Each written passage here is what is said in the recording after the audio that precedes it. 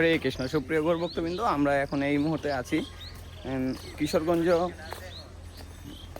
জেলার পাকুন্দিয়া থানা বংশীদাস বাবাজি মহারাজের যে আশ্রম আছে সেখানে। আর আমরা এখন বর্তমানে আছি যে বংশীদাস বাবাজি মহারাজ যে পুকুরে গৌরনীতাই স্বয়ং সাঁতার কেটেছিল, তো সেই পুকুরটা আপনাদেরকে আজকে দর্শন করাবো।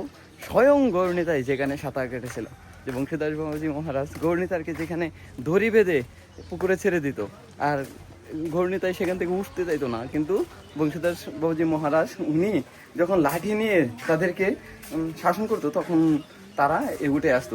ঠিক এই গাছ দিয়েই, এটা আপনারা দেখতে পাচ্ছেন এই গাছটা, আর এই সেই পুকুর। আপনারা দর্শন করুন সেই অপ্রাকৃত জায়গা। আমরা আজ সেখানে আছি, আপনাদেরকে এখন দর্শন করাচ্ছি আমি এই মুহূর্তে সেই অপ্রাকৃত জায়গা।